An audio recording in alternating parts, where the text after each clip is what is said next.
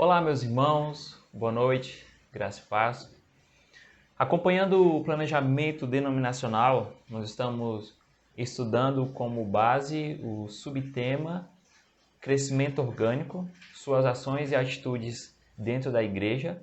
Nós aprendemos no mês de fevereiro, com o estudo bíblico, Uma Igreja Una, tendo como base o texto de Efésios 4, de 1 a 16, onde nós vimos a unidade da igreja, seu fundamento e propósitos e qual a nossa responsabilidade em zelar por essa dádiva que vem do Espírito Santo, que é a unidade. Todo o material de estudo e áudio, aula, eles estarão disponíveis para os irmãos em uma pasta no Google Drive. E hoje nós vamos começar uma série de estudos tendo como tema uma igreja diversificada, dando continuidade. Tendo uma igreja diversificada. Então, nós teremos como texto base a primeira carta de Paulo aos Coríntios, capítulo 12, dos versos de 12 até o 31. Para hoje, nessa primeira parte, nós iremos tratar o tema Um corpo, muitos membros. Primeiro ponto, na verdade, um corpo, muitos membros. Então, nós vamos ler dos versículos de 12 até o versículo 14, que é o texto para esta primeira parte.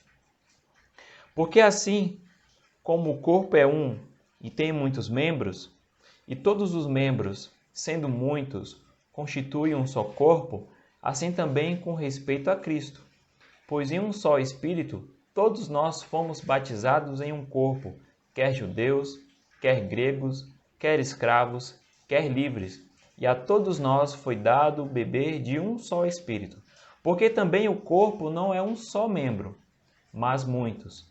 Então este é o texto e nós vamos caminhar nesse texto pensando a respeito deste tópico.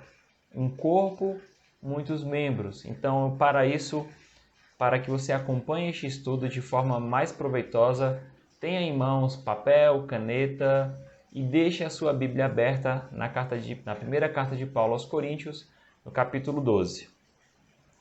Então, para que a gente possa compreender um pouco mais, eu vou fazer um breve panorama histórico. Uma carta que todos nós já conhecemos, foi estudada na classe de jovens da nossa igreja. Então, esse panorama histórico ele vai ser muito breve. A cidade de Corinto era uma cidade rica em diversidade cultural. Ela possuía um dos principais centros urbanos do antigo Mediterrâneo. Ela era muito bem localizada, ela tinha uma rota curta por terra e que atravessava a Grécia e poupava os viajantes em frequentar ou passar por um curso mais traiçoeiro, que era contornar o sul da Grécia. Então acreditava-se que esta maneira ou este caminho ele contribuiu para a prosperidade mercantil da cidade. Então aqueles que evitavam essa rota mais longa ali pelo sul da Grécia, que cortavam por dentro, atravessando a cidade de Corinto, fez com que a cidade ela se tornasse mais próspera. Havia também uma enorme diferença entre ricos e pobres, o que também contribuiu para que essa diferença social ela afetasse os cristãos da igreja em Corinto. Como? Quem possuía uma fortuna, essa pessoa tinha mais facilidade de apoiar ideologias, sejam elas religiosas, filosóficas e até mesmo políticas.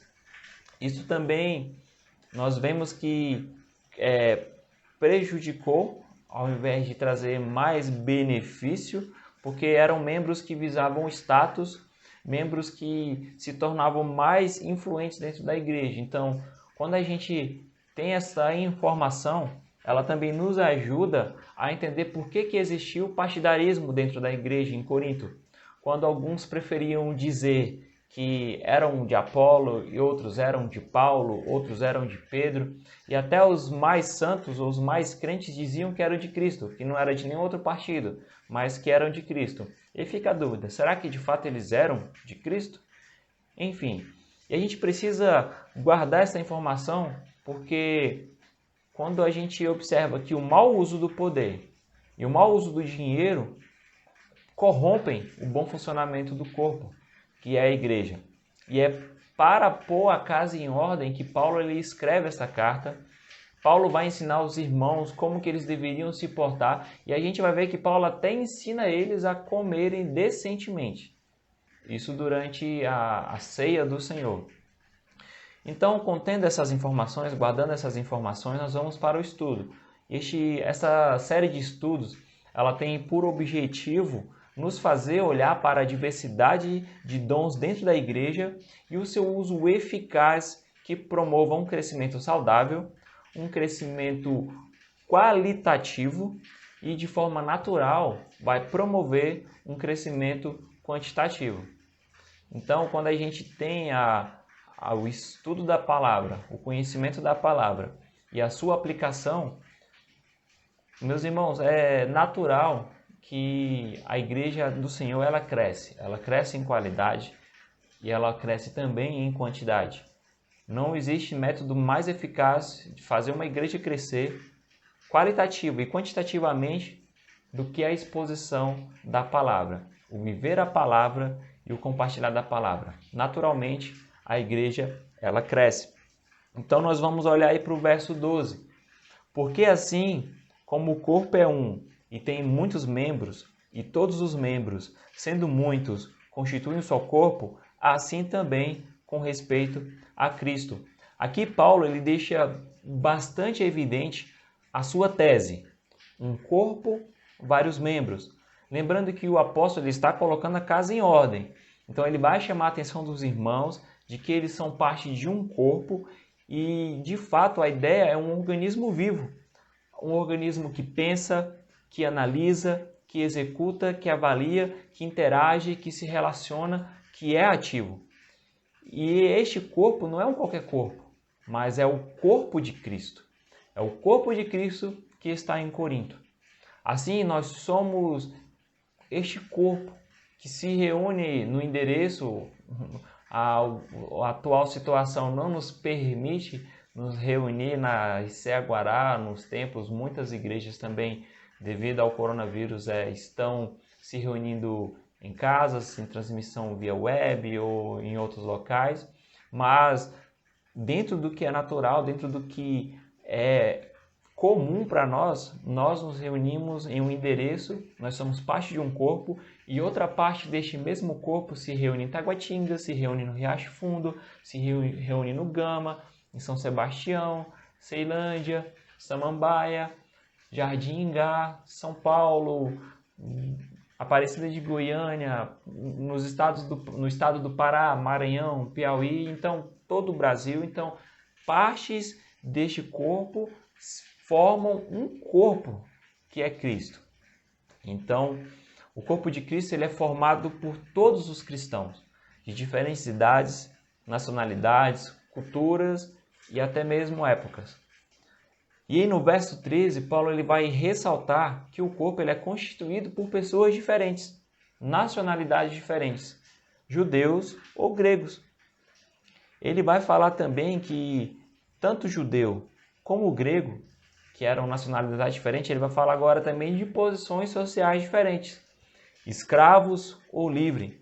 Paulo ele está dizendo que o Espírito Santo, a ação do Espírito Santo alcançou a todos, alcançou o membro mais abastado financeiramente, alcançou aquele membro que era escravo, que pertencia a alguém, que era um servente, aquele que estava disponível praticamente 24 horas para um homem ou para uma família. Então o evangelho alcançou também a este, e este escravo e também este rico, todos pertencem a um só corpo.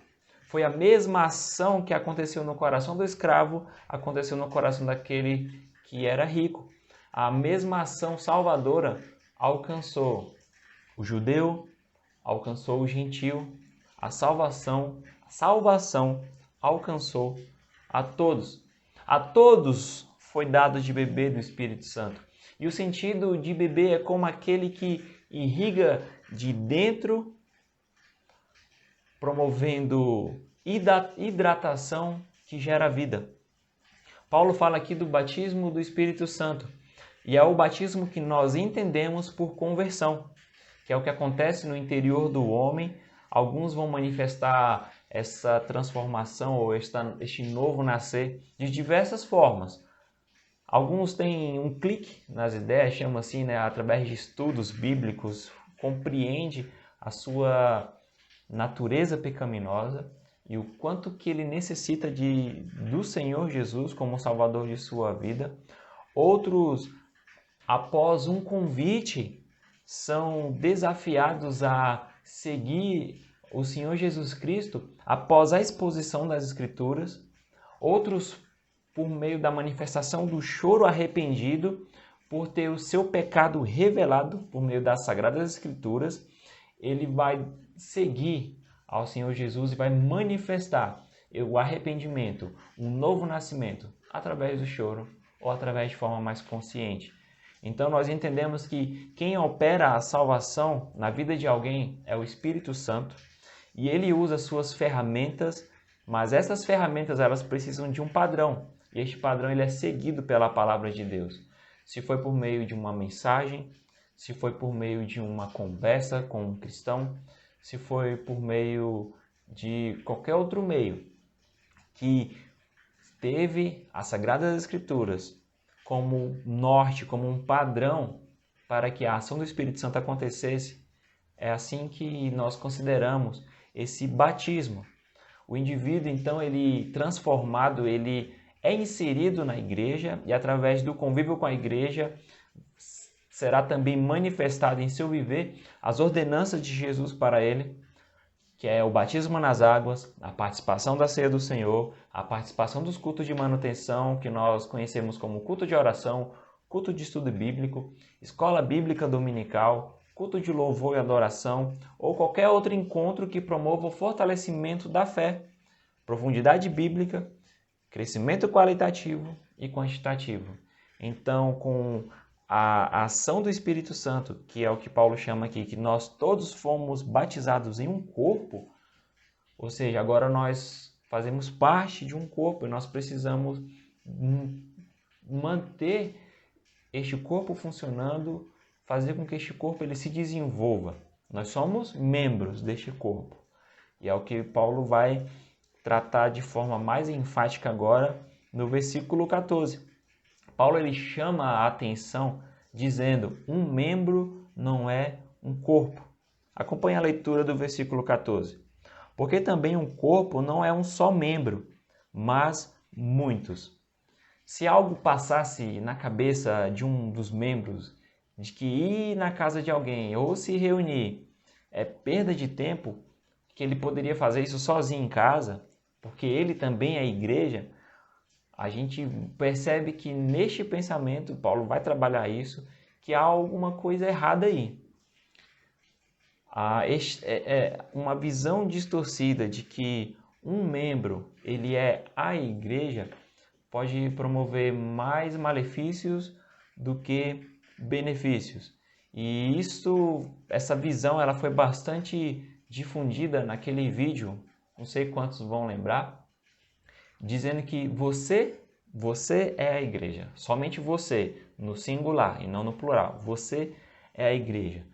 Eu me lembro que na época eu era membro da igreja no Riacho Fundo 2 e eu assisti esse vídeo num culto público e quando eu estava com preguiça de ir para a igreja, eu lembrava desse vídeo. Não, eu sou a igreja, então eu não vou para o culto público porque eu estou com preguiça, não estou a fim de ir, não quero, então eu vou ficar aqui em casa e eu posso depois ler a Bíblia, depois eu faço uma oração e está tudo certo. Isso no horário que o culto estava acontecendo na igreja, juntamente com os irmãos, com todos os irmãos. E nós vamos ver que a palavra de Deus, ela é bem clara. O corpo, ele se refere ao quê? Se refere à igreja. E o que é a igreja? A igreja é a reunião, a congregação, a assembleia dos santos, o ajuntamento daqueles que foram chamados por Jesus para serem seus discípulos. Embora a palavra ela seja singular, ela tem a ideia de um ajuntamento de vários membros. E é a partir desse entendimento nós não podemos mais dizer que eu sou a igreja. E sim, nós somos a igreja.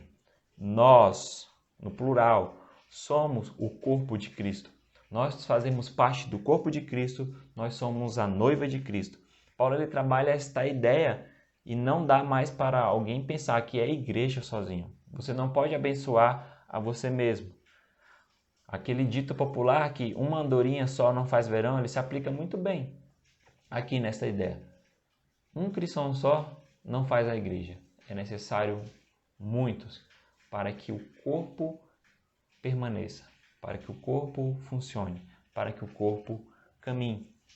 E quando começou esta ideia de congregação, de ajuntamento, nós vamos ver que essa ideia ela parte do próprio Deus. Lá em Gênesis, se você quiser abrir, lá em Gênesis, capítulo 1, versículo 26,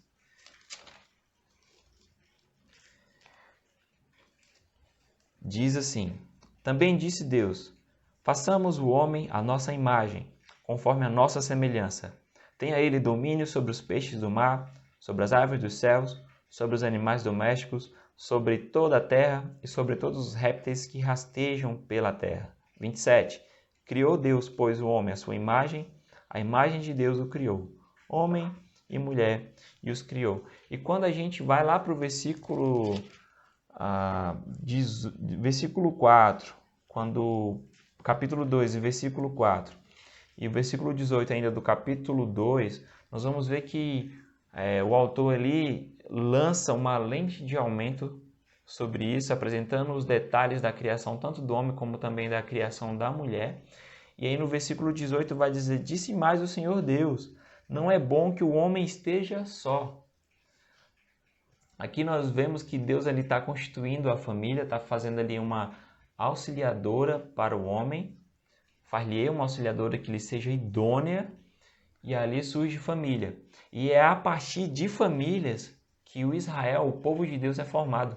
É a partir de famílias que a igreja, o corpo de Cristo, é formada.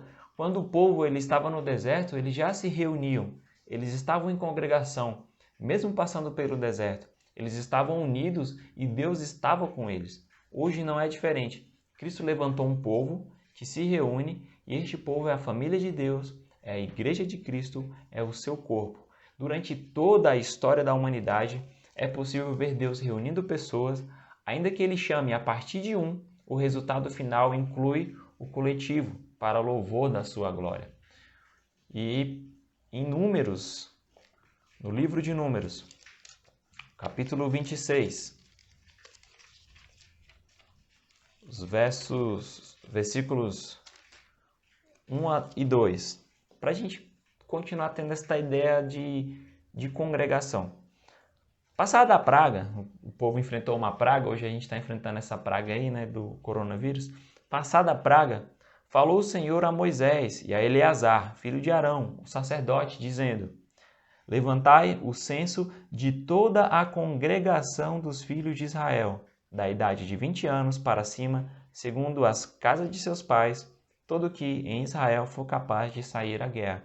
Então o Senhor pede a Moisés que levante o censo de toda a congregação. E a palavra aqui, congregação, tanto ela em hebraico, ela tem o mesmo sentido no grego. Que quando a Septuaginta foi usada, que é foi escrita, ela foi escrita no grego e foi usada a mesma palavra aqui que Paulo usa no texto da carta aos Coríntios, que ela traz esse mesmo sentido de congregação, de povo, de reunião. Então, um membro não é o corpo, vários membros formam o corpo. Eu não sou a igreja. Nós, eu e você, nós somos a igreja. Nós somos o corpo. E eu tenho uma ilustração aqui que eu peguei emprestada do Paulo Coelho, que diz assim: Juan ia sempre aos serviços dominicais de sua congregação, mas começou a achar que o pastor dizia sempre as mesmas coisas e parou de frequentar a igreja. 2 meses depois, em uma fria noite de inverno, o pastor foi visitá-lo. Deve ter vindo para tentar convencer-me a voltar, pensou Juan consigo mesmo. Imaginou que não podia dizer a verdadeira razão, os sermões repetitivos. Precisava encontrar uma desculpa e, enquanto pensava, colocou 2 cadeiras diante da lareira e começou a falar sobre algum tempo. Começou a falar sobre o tempo, né? Sobre o tempo. O pastor não disse nada. Juan, depois de tentar inutilmente puxar a conversa por quase meia hora, O pastor não disse nada. Juan, depois de tentar inutilmente puxar a conversa por algum tempo, também calou-se. Os dois ficaram em silêncio, contemplando o fogo por quase meia hora. Foi então que o pastor levantou-se, com a ajuda de um galho que ainda não tinha queimado, afastou uma brasa, colocando-a longe do fogo. A brasa, como não tinha suficiente calor para continuar queimando, começou a apagar.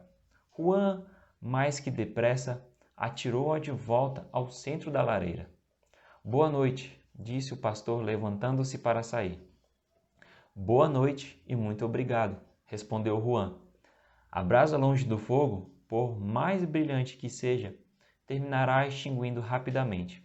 O homem longe dos seus semelhantes, por mais inteligente que seja, não conseguirá conservar o seu calor e sua chama. Voltarei à igreja no próximo domingo, disse Juan. Então a gente vê como que se faz necessário o ajuntamento, como se faz necessário estar próximo uns dos outros, viver em unidade, viver em comunidade. Eu quero agora convidar você a abrir a sua Bíblia no texto de Hebreus, na carta escrita aos Hebreus, no capítulo 10, os versículos de 19 ao 25. Eu quero que você leia atentamente e, após ler, eu quero que você pense o seguinte: como saber que eu faço parte de um corpo, e não é qualquer corpo, o corpo de Cristo, me ajuda a continuar querendo fazer parte do corpo? Eu vou ler e você faça essa reflexão. Tendo, pois, irmãos, intrepidez para entrar no Santo dos Santos, pelo sangue de Jesus, pelo novo e vivo caminho, que ele nos consagrou pelo véu, isto é, pela sua carne, e tendo grande sacerdote sobre a casa de Deus, aproximemo-nos com sincero coração, em plena certeza de fé, tendo o coração purificado de má consciência e lavado o corpo com água pura. Guardemos firme a confissão da esperança sem vacilar, pois quem fez a promessa é fiel. Consideremo-nos também uns aos outros, para nos estimularmos ao amor e às boas obras. Não deixemos de congregar-nos, como é costume de alguns. Antes, façamos admoestações, e tanto mais quanto vedes que o dia se aproxima. Então, notem que o autor ele não vai dizer no singular, mas sempre no plural. E ele ainda se inclui. Aproximemo-nos. Guardemos. Consideremos. Não deixemos. Então, diante dessa leitura, pense como você, sabendo que faz parte de um corpo, o corpo de Cristo, te ajuda a continuar a querer fazer parte deste corpo. Que Deus te abençoe, que Deus nos abençoe e que, mesmo impossibilitados de estarmos reunindo presente no templo, lá no Guará 2 ou na sua igreja, ainda assim que a gente se desperte para a real necessidade de sermos um só corpo, de sermos membros do corpo que é o corpo de Cristo. Que Deus te abençoe, que Deus nos abençoe e que Ele nos conduza nesta unidade.